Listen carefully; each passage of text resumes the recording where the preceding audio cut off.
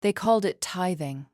The bank called it fraud. I want to start with that sentence because for nearly 7 years, I faithfully contributed a meaningful portion of my own modest income to what I genuinely believed was a dedicated building and mission fund at my own church, only to eventually discover that a significant portion of these contributions had been quietly redirected into personal accounts controlled by members of my own extended family, who sat on the church's finance board. I want to tell you exactly how I discovered this, and exactly what it took to prove it, in a way the entire congregation could no longer dismiss or excuse, because I think, if you've ever poured genuine, sacrificial devotion into something you believed served a purpose considerably larger than yourself, only to learn that trust had been quietly exploited, you already understand the particular, cold clarity that arrives once you finally see the actual paperwork. Hello, and welcome.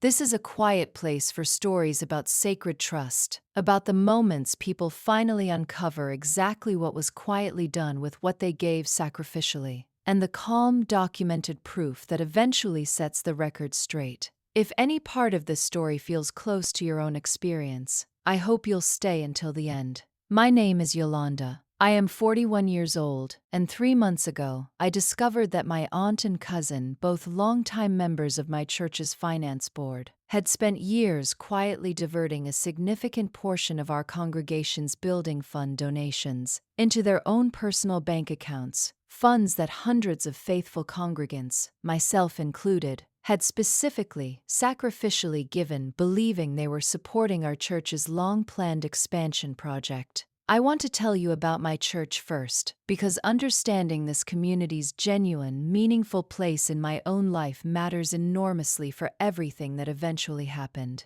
I joined Mount Calvary Community Church 17 years ago, shortly after moving to this city for a new job, searching for the kind of genuine community and spiritual grounding I hadn't quite managed to find during my previous years, living considerably more transient, disconnected professional life elsewhere. I remember my very first Sunday there clearly, the specific warmth of a congregation that felt, from that very first visit, considerably more like an extended family than any church I had previously attended. I remember specifically the particular quality of light streaming through the modest, unadorned windows of that sanctuary that first Sunday morning, the genuine warmth of strangers introducing themselves during the greeting period, an elderly woman named Sister Adele pressing a homemade coffee cake into my hands after the service ended, insisting I take it home, simply because I mentioned, in passing, that I hadn't yet had time to properly stock my new apartment's kitchen. I remember driving home that afternoon feeling something I hadn't experienced in years, a genuine sense of having found a place I might actually belong to, rather than simply another temporary stop in an otherwise rootless professional life. Over the following 17 years, this congregation became genuinely central to my own adult life, the place where I built my closest friendships, where I found consistent spiritual grounding through both genuinely difficult and genuinely joyful seasons of my own life, and where I eventually came to understand my own faith not simply as a private, personal matter, but as something inseparable from this specific, genuine community of people who had shown up for me, and for each other, across nearly 2 decades of shared life together. I want to tell you about my own family's specific involvement in this church, because understanding this connection matters enormously for everything that eventually unfolded. My aunt, Carol, my mother's younger sister, had actually introduced me to Mount Calvary originally, having attended there herself for over 2 decades by the time I first joined. My cousin, Marcus, Carol's own son, grew up within this specific congregation, eventually taking on increasing leadership responsibilities as he entered his own adulthood, including, approximately 8 years ago, a formal position on the church's finance board alongside his mother.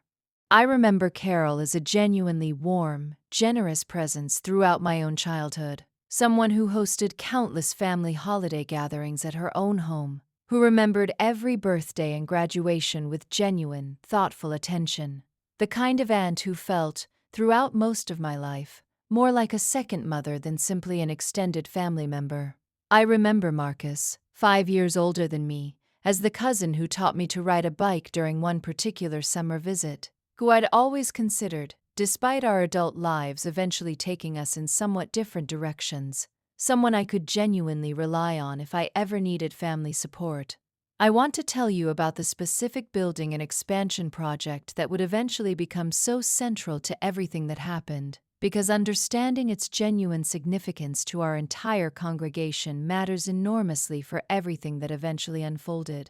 Approximately 7 years ago, our church's leadership announced an ambitious building expansion project, a specific plan to construct a new fellowship hall and expanded children's ministry wing, addressing genuine, long-standing overcrowding issues that had become increasingly apparent as our congregation continued growing year after year. The project's total estimated cost was announced at approximately $1.2 million,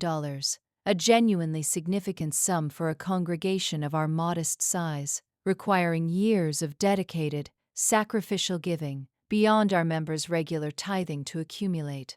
I remember the specific Sunday this campaign was first announced, our pastor presenting detailed architectural renderings of the proposed expansion during the service. Our entire congregation genuinely excited about the possibility of finally addressing the increasingly cramped conditions we'd all been navigating during our busiest Sunday services and largest community events.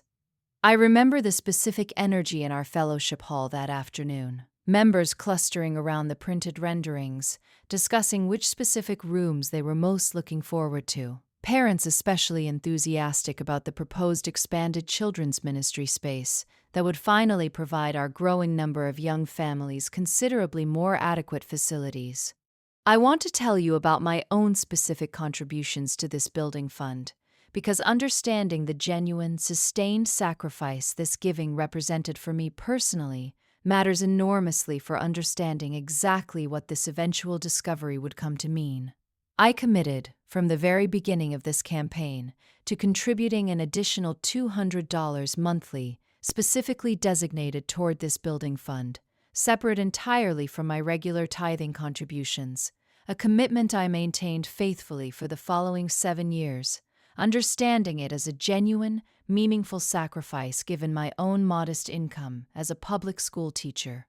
I remember the specific budgeting adjustments this monthly commitment required throughout those 7 years, foregoing a planned kitchen renovation for several additional years, driving a car with over 180,000 miles on it rather than replacing it as I might have otherwise done. Small, genuine sacrifices I made willingly, understanding them as my own meaningful contribution towards something I believed would benefit our entire congregation, particularly the growing number of young families whose children I would eventually be able to watch enjoying properly adequate facilities. I remember calculating, at one particular point roughly midway through this campaign, that my own total personal contribution toward this specific fund had already exceeded $16,000. A figure that felt, at the time, like a genuinely meaningful investment in something considerably larger than myself. I want to tell you about the specific administrative structure our church used to manage these building fund contributions, because understanding this structure matters enormously for everything that eventually happened.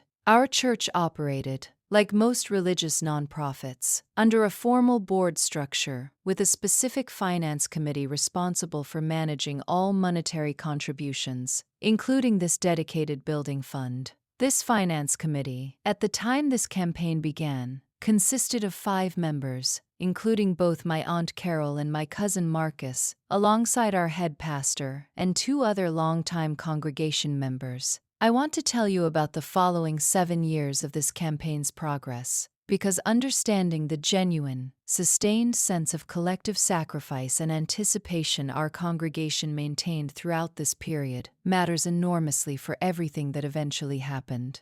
Throughout these 7 years, our pastor provided regular updates during Sunday services regarding the campaign's progress. Updates that generally describe steady, if somewhat slower than originally anticipated, accumulation toward our overall fundraising goal. I remember countless Sunday announcements celebrating specific milestones, crossing the $250,000 mark, then the $500,000 mark. Each announcement met with genuine, collective celebration from our entire congregation. Evidence, we all believed, of our community's shared, sacrificial commitment towards something we all genuinely wanted to see realized. I remember one particular Sunday, approximately 4 years into the campaign, when our pastor announced we had officially crossed the $500,000 threshold, our entire congregation breaking into spontaneous applause, several members embracing each other with genuine, tearful joy, understanding this milestone as tangible evidence that our years of collective sacrifice were genuinely paying off. I remember Carol herself standing near the front during this particular announcement, smiling warmly, occasionally glancing toward Marcus with what I understood, at the time, as simply shared pride in their own careful stewardship of funds our congregation had entrusted to them. I want to tell you about the specific circumstances that eventually led to my discovery of this fund's actual troubling reality, because this discovery emerged during an entirely unrelated administrative matter that had nothing directly to do with any suspicion on my part. Approximately 3 months ago, I volunteered to help our church's new administrative assistant, a young woman named Jennifer who had joined our staff only a few months earlier, prepare documentation for a potential grant application through a regional denominational fund specifically supporting church expansion projects, a grant that could have provided significant additional funding to help complete our long-running building campaign. I want to describe this specific volunteer assignment because it represents the actual beginning of everything I eventually discovered. Jennifer asked me to help compile several years of financial documentation the grant application specifically required, detailed records of our building fund's actual balance and contribution history. Documentation she explained she was having some difficulty locating in complete, organized form within our church's existing administrative files. I remember agreeing to help Jennifer with this task somewhat casually, viewing it as a straightforward, if slightly tedious administrative favor, rather than anything requiring particular scrutiny. Understanding my own professional background organizing student records at my teaching job made me reasonably well suited to help with this kind of document compilation. I remember spending several evenings after work at the church office, Jennifer and I working through boxes of older printed statements alongside more recent digital records, gradually assembling the complete financial history this grant application required. I want to tell you about the specific discrepancy I first noticed while helping compile this documentation, because it represents the actual moment my own suspicion first began forming. While reviewing our church's available bank statements alongside the periodic progress updates our pastor had shared with the congregation over the preceding years, I noticed that the actual bank balance reflected in these statements consistently fell considerably short of what the announced progress updates had suggested,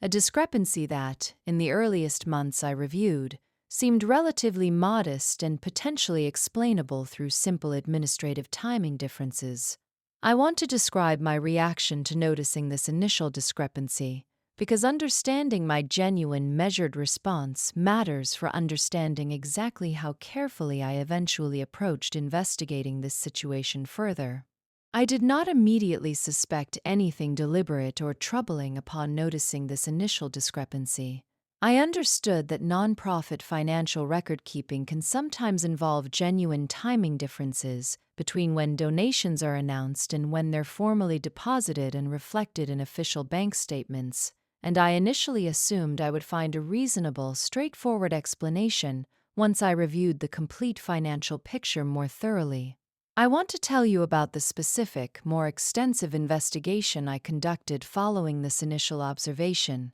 because understanding exactly how I approached this investigation matters enormously for everything that eventually unfolded. I asked Jennifer whether she could help me access a more complete set of bank statements spanning the entire 7-year campaign period, understanding that a more thorough review would likely reveal whether this initial discrepancy represented a simple, isolated timing issue or something considerably more significant and sustained. I want to describe what this more complete review eventually revealed, because the details, once I finally had full visibility into them, painted a picture considerably more troubling than any simple administrative timing discrepancy could explain. Across the full 7-year period, our building fund's actual, documented bank balance totaled approximately $430,000, a figure dramatically, unmistakably lower than the $900,000 our pastor had most recently announced during a Sunday service update, only 2 months earlier.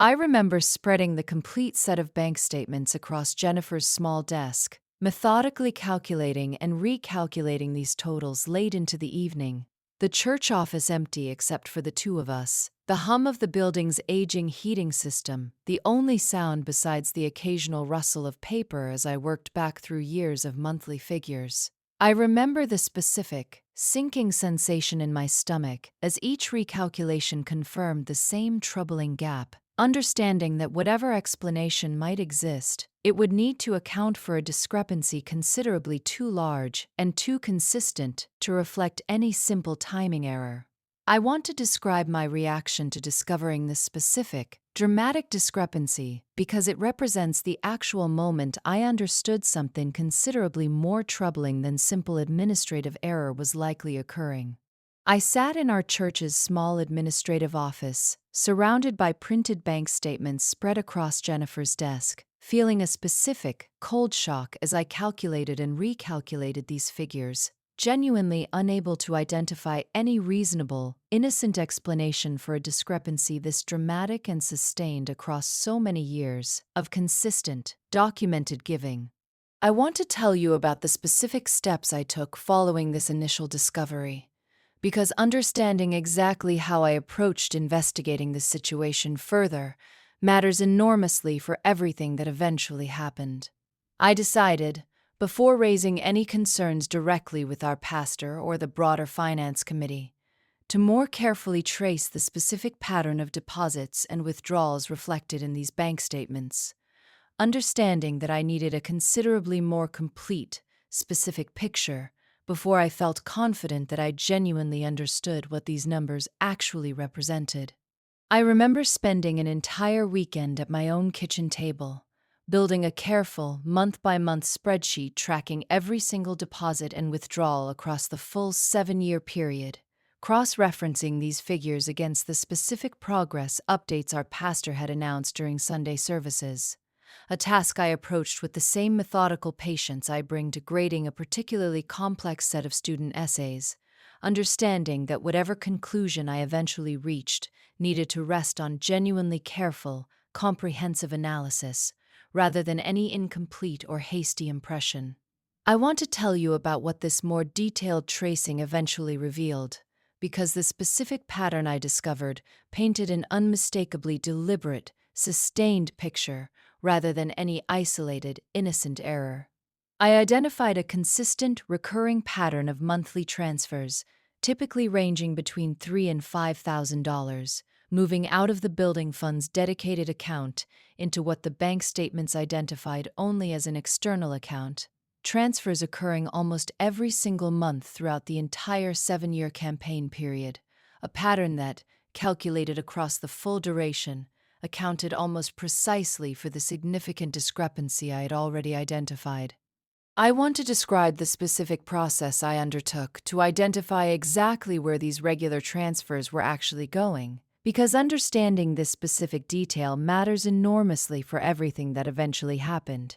I contacted our church's bank directly, explaining my role helping compile documentation for our grant application and requesting clarification regarding the specific destination account for these recurring transfers. A request the bank representative initially explained would require formal authorization from an officially recognized church representative, given the sensitivity of this specific financial information. I want to tell you about how I obtained this necessary authorization, because understanding this specific step matters for everything that eventually happened.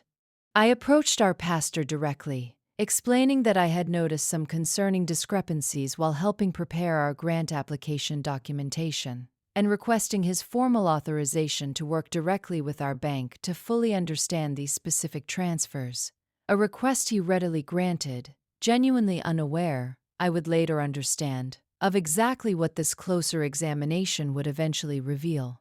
I want to describe the specific information the bank eventually provided once I had this formal authorization, because this information represents the actual moment everything I had discovered fully crystallized into an unmistakable, deliberate pattern. The bank confirmed that these recurring monthly transfers had, throughout the entire 7-year period, moved consistently into a personal joint account held by my Aunt Carol and my cousin Marcus, an account entirely separate from any church-affiliated financial structure. Transfers authorized, according to the bank's own records, using their own formal signing authority as officially recognized Finance Committee members. I remember taking this specific call from our bank's compliance department in my own car, parked outside my apartment building, rather than risking being overheard at the church office. The representative's calm, professional voice reading off the account holder names I already half suspected, but had been genuinely hoping, until that exact moment, might turn out to be something else entirely, some other explanation I simply hadn't yet considered. I remember gripping my steering wheel as she confirmed the names, Carol Jennings and Marcus Jennings, spoken aloud with the same flat, procedural neutrality she likely used for every routine account inquiry, entirely unaware of how thoroughly those two names were about to reorganize my understanding of my own family. I want to describe my reaction to learning this specific detail, because it represents the actual moment I understood this situation extended considerably beyond simple administrative confusion into something genuinely, deliberately troubling. I sat with this information for a considerable time, understanding that two people I had known and trusted for nearly 2 decades, people who shared my own family's blood, had apparently been systematically diverting hundreds of thousands of dollars in sacrificial congregational giving into their own personal finances, funds hundreds of faithful members had specifically, sacrificially contributed, believing they were supporting our congregation's long-anticipated expansion. I want to tell you about the specific decision I made regarding how to approach this discovery, because understanding my careful, deliberate process matters enormously for everything that eventually happened. I decided against immediately confronting Carol or Marcus directly, understanding that I needed to first gather considerably more complete documentation and understand my own legal and practical options before initiating any direct conversation, particularly given the deeply personal, complicated family dynamics this specific situation involved. I remember the specific night I made this decision, sitting alone in my apartment with all my printed spreadsheets spread across my dining table, genuinely tempted, in that first raw wave of anger, to simply call Carol directly and demand an explanation. I remember talking myself through why that impulse, however understandable, would likely accomplish considerably less than a more measured, careful approach, understanding that Carol and Marcus, given advance warning, might have every opportunity to construct an explanation or even attempt destroying additional records before any formal, properly documented investigation could occur. I chose instead to spend that difficult night simply sitting with my own grief and anger privately, promising myself I would approach whatever came next with the same careful discipline I brought to every other significant decision in my own life. I want to tell you about the specific attorney I eventually consulted, because her guidance clarified several important considerations regarding exactly how to approach this situation responsibly. I contacted an attorney, a careful, experienced woman named Ms. Whitfield, who specialized specifically in nonprofit governance and financial matters, explaining the full situation and requesting guidance regarding both the legal implications of what I had discovered and the most responsible, appropriate way to bring this information to our broader congregation's attention. I remember our first meeting at her office, bringing with me a thick folder of printed bank statements I had organized carefully the night before, unable to sleep much given everything I was still processing.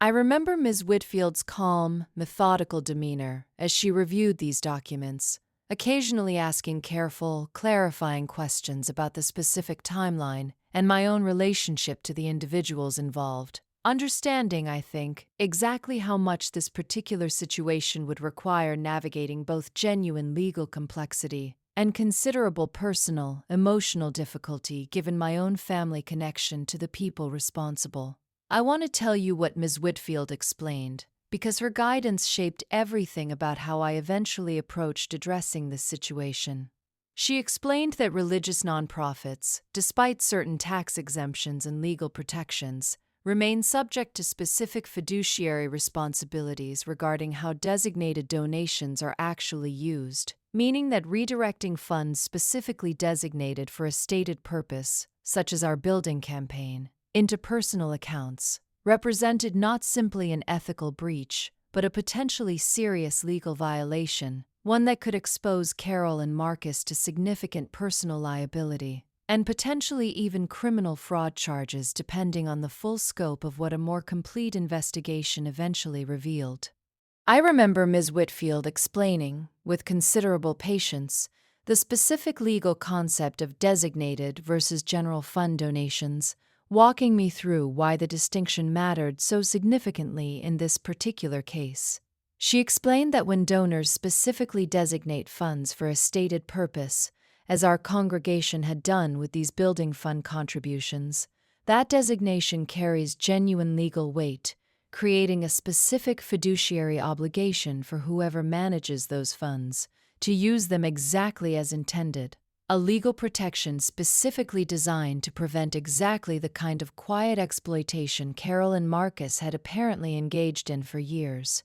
I want to describe learning this specific legal detail because it clarified something important about exactly how seriously this situation needed to be addressed, regardless of my own complicated family relationship with the two people responsible. I understood, upon learning this detail, that whatever painful family complications this situation would inevitably create, I could not simply allow this discovery to remain quietly unaddressed, understanding that hundreds of fellow congregants deserved to know the actual truth regarding funds they had sacrificially, trustingly given. I want to tell you about the specific approach I ultimately decided to take regarding bringing this discovery to our congregation's broader attention, because understanding this careful, considered process matters enormously for the eventual resolution of this entire story.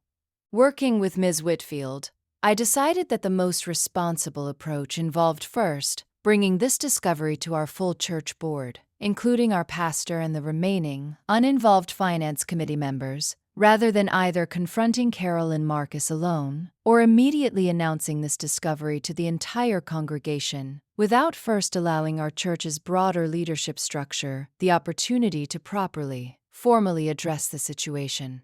I remember discussing this specific strategy at length with Ms. Whitfield, both of us weighing the genuine risk that approaching the board first might allow Carol and Marcus advance warning to attempt destroying or altering records, against the equally genuine risk that bypassing our church's formal governance structure entirely might itself create legal or procedural complications down the road. We ultimately agreed that requesting formal, urgent action from the board, while simultaneously ensuring all documentation was already securely preserved in my own possession, and Ms. Whitfield's office, offered the most balanced, responsible path forward. I want to tell you about the specific meeting I eventually requested with our full church board, because this meeting represents, I think, the actual climax of this entire story. I requested a formal meeting with our pastor and the remaining board members, deliberately not including Carol or Marcus in this initial meeting,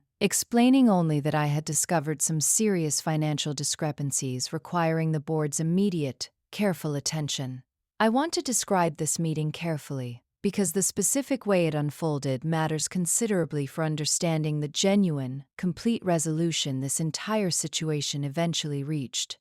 I brought with me the complete documentation I had assembled, printed bank statements clearly highlighting the specific pattern of transfers, along with Ms. Whitfield's own formal written summary explaining the legal implications of what these transfers actually represented. I remember the specific room we met in, our church's small conference space usually reserved for premarital counseling sessions and occasional committee meetings, considerably more intimate and less formal than the setting felt appropriate for what I was about to reveal. I remember my own hands slightly unsteady as I organized my printed materials on the small table, our pastor and 2 remaining board members settling into their seats with the ordinary, unhurried demeanor of people expecting a routine administrative discussion rather than what was actually about to unfold. I did not raise my voice through any part of this presentation. I had learned, through everything this particular discovery had taught me, that the truth, properly documented and calmly presented,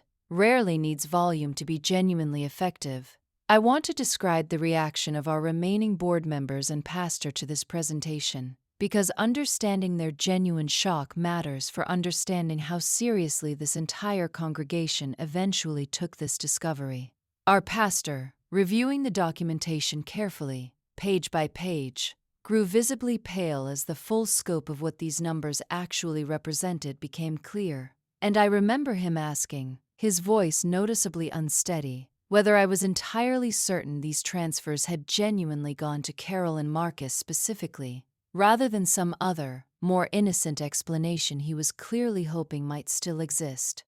I remember answering him as gently but as directly as I could manage, confirming that I had personally verified this information directly with our bank, and watching his own composure fully crack for just a moment, his hand pressing briefly against his forehead before he straightened again, drawing on whatever reserves of pastoral steadiness 2 decades of ministry had taught him to summon, even in his own most difficult moments. I remember him saying, quietly, almost to himself, that he had officiated Marcus's own wedding just 3 years earlier, a detail that seemed to land with a specific, private weight I understood he would need considerable time to fully process himself. I want to tell you about the specific decision our church board made following this presentation, because understanding their response matters enormously for the eventual resolution of this entire story. Before I tell you about the board's specific decision that evening, I want to pause and tell you about Jennifer's own reaction throughout this entire process, because her role, though never central to the actual investigation itself, mattered considerably to how I personally navigated these difficult weeks. Jennifer had only worked at our church for a few months when we first began this project together, and I remember her genuine distress upon learning what our routine documentation project had actually uncovered, understanding, I think, a specific worry that her own presence, however innocent, had somehow been the catalyst for exposing a betrayal that would cause our entire congregation such considerable grief. I remember reassuring her, more than once during those difficult weeks, that she had done nothing wrong, that her simple request for organized financial records represented exactly the kind of ordinary administrative diligence every organization genuinely needs, and that whatever discomfort this discovery caused belonged entirely to the people who had actually committed the wrongdoing, not to the person who happened to ask a reasonable, straightforward question. I remember Jennifer telling me, near the end of this entire process, that she had actually considered resigning during the most difficult weeks, worried that her continued presence might feel like an uncomfortable reminder to our congregation of exactly how this discovery had originally come about. I encouraged her, genuinely, to stay, understanding that her own careful, diligent work had ultimately served our congregation's genuine well-being considerably more than any temporary discomfort her presence might create, and I'm grateful that she ultimately decided to remain in her position, continuing to serve our church's administrative needs with the same careful attention that had originally, inadvertently led to this entire discovery. The board voted unanimously that same evening to immediately suspend both Carol and Marcus from their finance committee positions and to formally retain an independent forensic accountant to conduct a complete, thorough audit of our church's entire financial history, understanding that the scope of this specific discovery likely warranted considerably more comprehensive investigation than what I had already conducted on my own. I remember our pastor calling Carol directly that same evening, his voice heavy with a specific, personal grief I hadn't fully anticipated witnessing, explaining to her, as gently as the situation allowed, that she and Marcus were being formally suspended pending a complete independent investigation. I remember him telling me afterward that this had been one of the most difficult phone calls of his entire 20-year ministry, having to address someone he considered a genuine friend and longtime pillar of our congregation with news this serious and this final. I want to tell you about the specific forensic audit that followed, because its eventual findings revealed something considerably more extensive than even my own initial investigation had uncovered. The forensic accountant our board retained, a meticulous specialist named Mr. Reyes, who specialized specifically in nonprofit financial investigations, spent approximately 6 weeks conducting a comprehensive review of our church's entire financial history, eventually determining that Carol and Marcus had, in total, diverted approximately $380,000 from our building fund over the full 7-year campaign period. Funds used, according to Mr. Reyes's careful documentation, to cover various personal expenses, including Marcus's own outstanding personal debts and several significant home renovation projects at Carol's own residence. I remember Mr. Reyes presenting his final findings to our board in a considerably more formal meeting than my own initial presentation, complete with detailed spreadsheets and a careful, methodical narrative connecting specific transfer dates to specific documented personal expenditures he had traced through subpoenaed bank records, once our attorneys secured the appropriate legal authority to compel this deeper level of financial disclosure. I remember one particular detail from his report that struck me with a specific, quiet sadness. A transfer dated almost exactly to the same week Carol had proudly shown our extended family photos of her newly renovated kitchen. A kitchen I now understood had been funded, at least in significant part, by money hundreds of our fellow congregants had sacrificially given, believing it would build something considerably larger than any single family's personal comfort.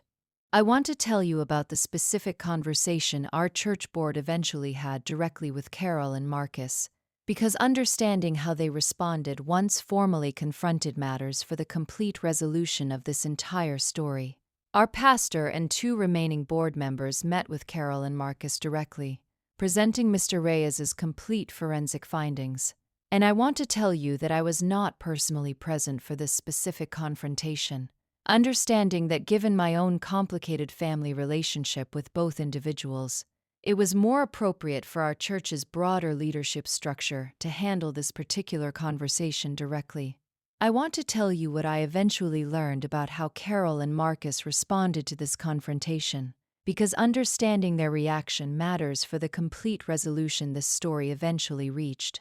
I learned, through our pastor, that Carol had initially attempted to characterize these transfers as legitimate compensation for administrative work she and Marcus had performed, managing the building fund, an explanation Mr. Reyes's forensic findings directly contradicted, given that our church's own bylaws explicitly specified that finance committee positions were entirely voluntary, unpaid roles, a fact both Carol and Marcus had formally acknowledged in writing when they originally accepted these positions 8 years earlier. I remember our pastor describing this specific confrontation to me afterward, explaining that Carol had grown increasingly emotional as the meeting progressed, eventually shifting from her initial justification toward a more raw, unguarded admission that she and Marcus had originally intended these withdrawals as a temporary, short-term loan during a genuine financial emergency Marcus faced early in the campaign, fully intending, at the time, to repay these funds before anyone noticed their absence.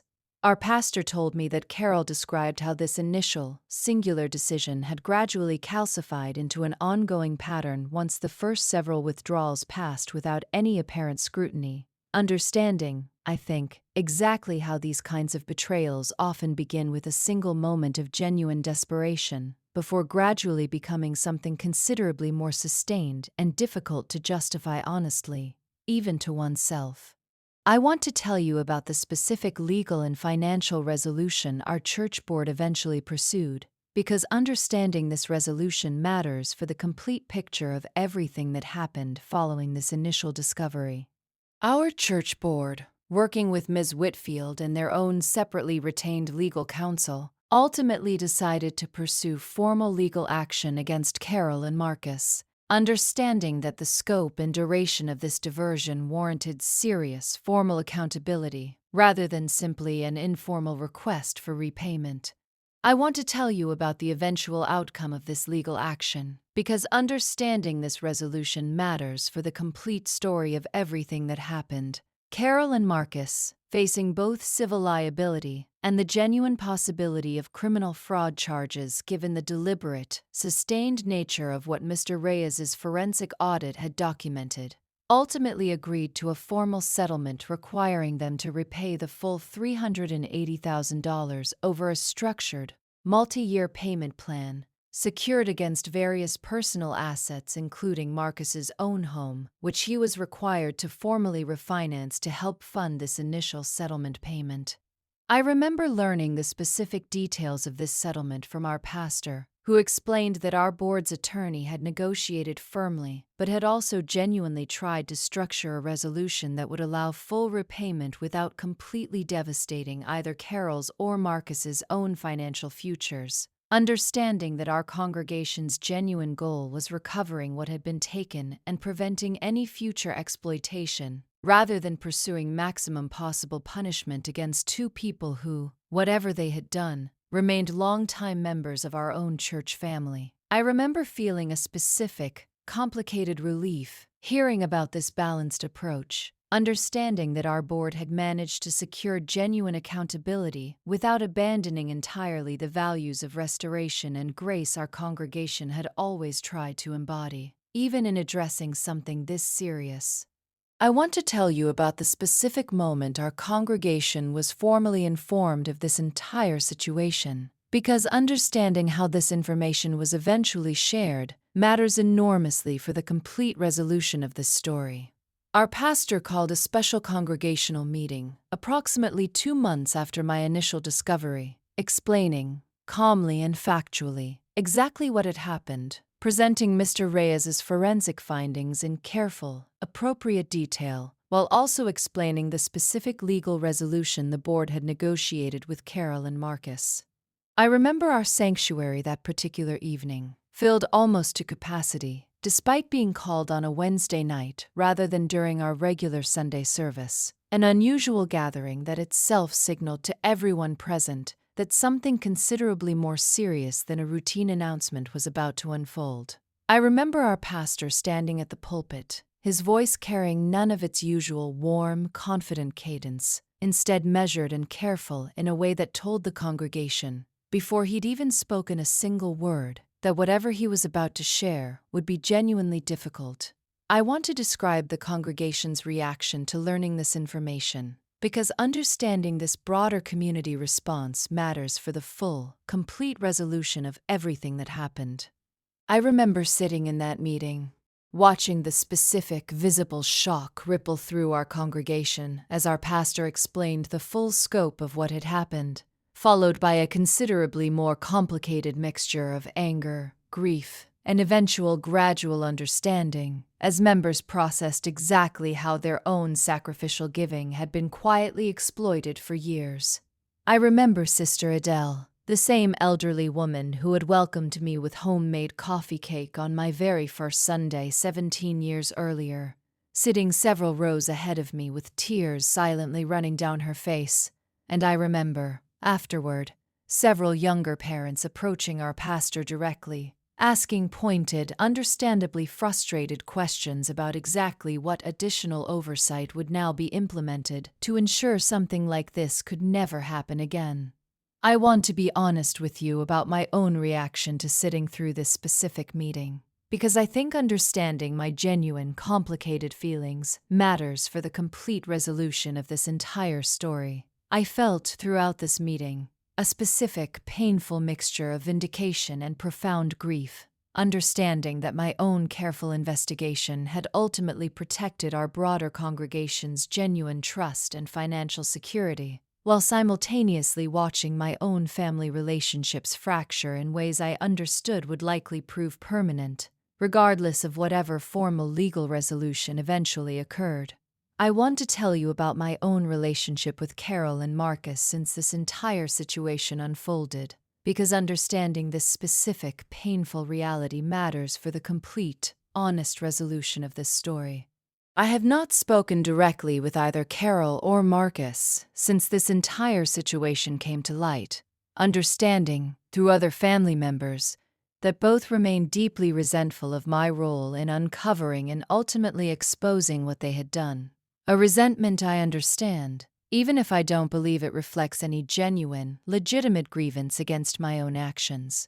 I remember a specific phone call with my own mother, Carol's older sister, several weeks after the congregational meeting. My mother describing her own genuinely complicated grief navigating this situation, torn between her love for her younger sister and her own clear-eyed understanding that Carol's actions had genuinely, seriously harmed hundreds of people who had trusted her. I remember my mother telling me, gently but firmly, that she didn't blame me for what had happened, understanding, as she put it, that the wrongdoing belongs entirely to Carol and Marcus, not to whoever eventually had the courage to name it out loud. I have held on to that specific reassurance from my mother during the more difficult moments of this entire experience, understanding that at least within my own immediate family, the actual responsibility for this rupture has been placed where it genuinely belongs.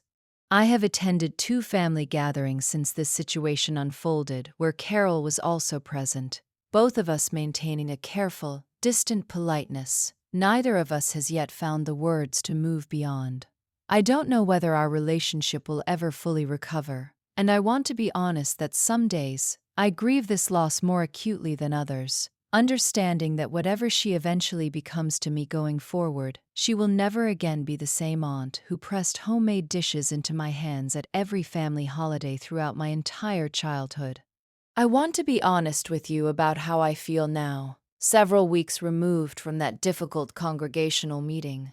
I do not feel simple, uncomplicated triumph, the way you might expect from a story that resolves this dramatically through documented financial proof of deliberate fraud. I feel, instead, something considerably more complicated, genuine relief that our congregation's broader financial security and trust were ultimately protected, alongside profound, ongoing grief that my own extended family relationships were fundamentally, likely permanently damaged by choices Carol and Marcus made entirely on their own, choices that had nothing genuinely to do with me, beyond my own decision to finally uncover and address what they had done. Our congregation has since implemented considerably more rigorous financial oversight measures, a new policy requiring quarterly, independently audited financial statements to be shared transparently with the entire membership, along with a formal rotation policy ensuring no single finance committee member serves more than a limited term without a mandatory break. Changes our board unanimously adopted, specifically to help prevent exactly this kind of sustained, undetected exploitation from ever happening again.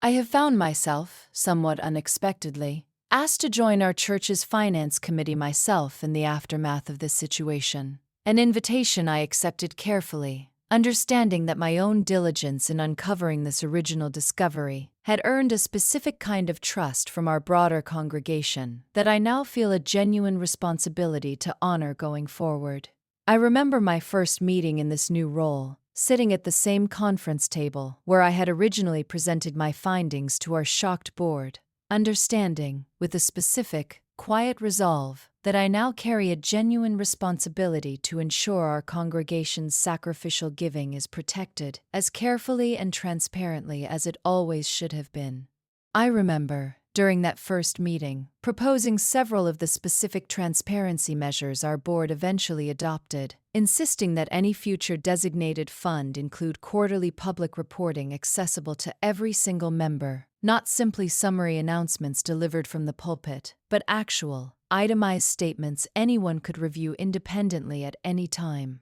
I remember feeling a specific, quiet satisfaction watching the rest of the committee agree without hesitation, understanding that whatever painful costs this entire discovery had extracted from my own family relationships, it had also given our broader congregation a considerably stronger, more transparent foundation than we had ever previously maintained. I have continued my own monthly contributions toward the building fund, understanding, despite everything that happened, that our congregation's genuine need for expanded facilities remains entirely unchanged, and that the actual wrong committed here belongs entirely to the two individuals who chose to exploit our shared trust, not to the genuine, worthwhile purpose our collective giving was always meant to serve. Our expansion project, now overseen by our new, considerably more transparent financial structure, has actually accelerated in recent months, with our pastor recently announcing that we anticipate breaking ground within the coming year, a milestone I find myself looking forward to with a specific, hard-won pride that feels, in its own way, like the truest possible vindication of everything our congregation's sacrificial giving was always genuinely meant to accomplish.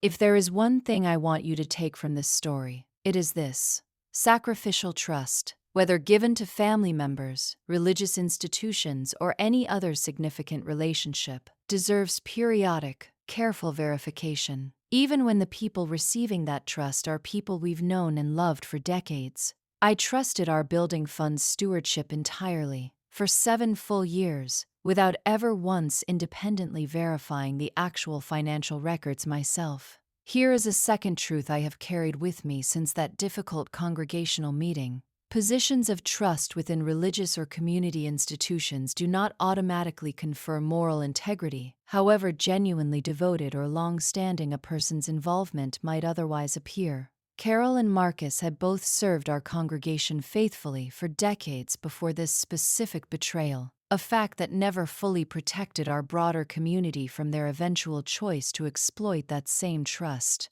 Here is a third truth. Documentation, once again, changes everything. Even documentation as seemingly mundane as routine bank statements gathered for an unrelated grant application.